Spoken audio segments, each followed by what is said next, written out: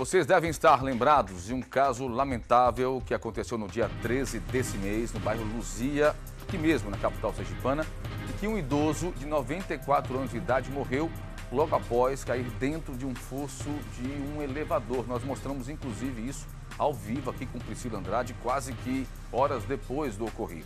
Bom, o delegado responsável pelo inquérito tem novidades. O repórter Luiz Carlos Andrade está ao vivo na delegacia e tem as informações.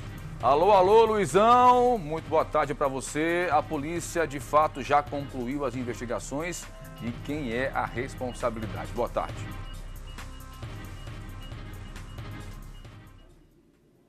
Muito boa tarde para você, Tiago. A polícia está começando agora as investigações, já ouviu várias pessoas e a gente vai conversar com o delegado Everton Santos, que é delegado da primeira delegacia metropolitana de Aracaju, que é o responsável, né, por esse levantamento agora com relação a esse caso. Doutor, com relação às investigações, quantas pessoas já foram ouvidas, qual o teor dos depoimentos? Boa tarde. Boa tarde, Luiz Carlos, os telespectadores. Bom, na verdade, o inquérito ele segue seu curso normal, né? Nós temos um prazo de 30 dias. Ouvimos as pessoas que estavam diretamente envolvidas no fato, na hora do acidente.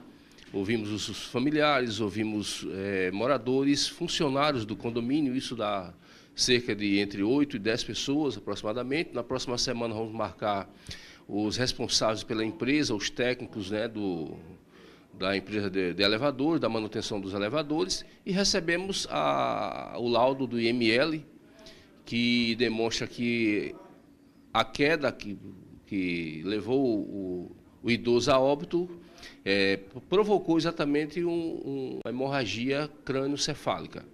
Então, nós vamos juntar esse laudo do IML e estamos aguardando, então, o laudo da criminalística, que ele é conclusivo, ele é decisivo exatamente para que a gente possa confirmar se foi um acidente ou se foi um homicídio culposo. O senhor já tem conversado com a criminalística para saber quando eles vão disponibilizar o laudo?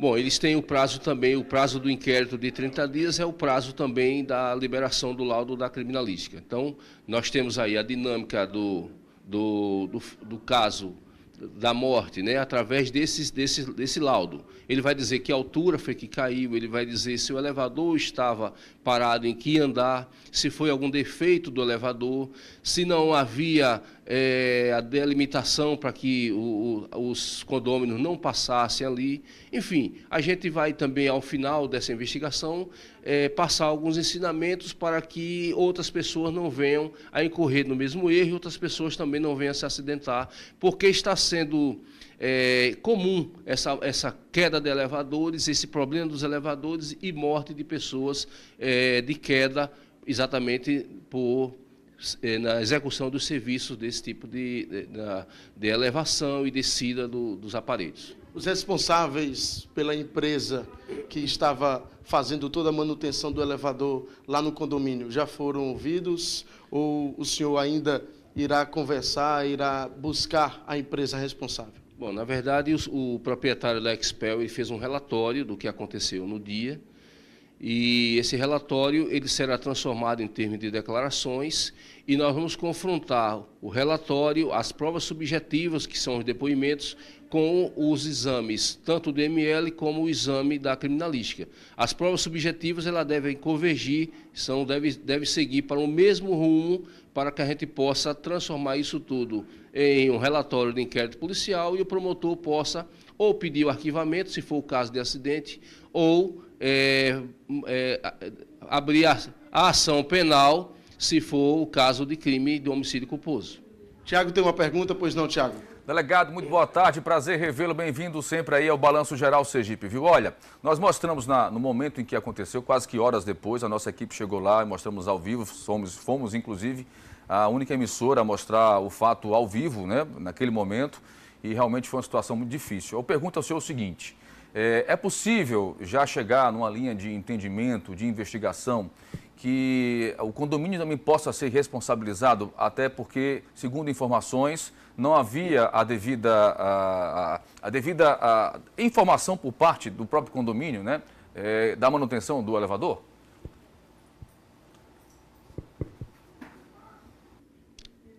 Não, não é possível, porque o laudo da criminalística ele é bastante conclusivo.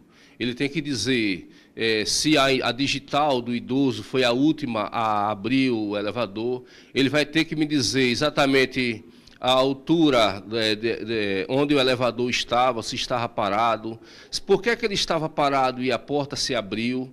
Ele vai me dizer exatamente se havia aquela delimitação de segurança para que os condôminos não apertassem e toda a dinâmica do fato, da ocorrência, quem vai me dar são os peritos criminalísticos.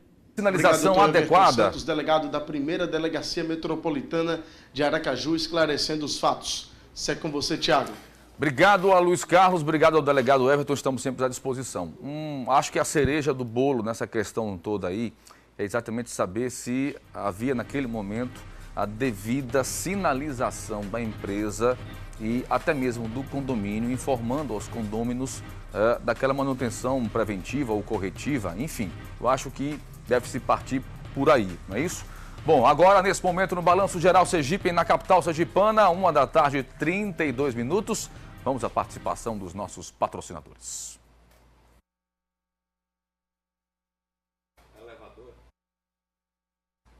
Por enquanto, a gente viu aí mais uma vez as imagens, né, do fosso do elevador, onde o idoso de 94 anos acabou morrendo, né? Enfim, nós vamos acompanhar isso de perto. Agora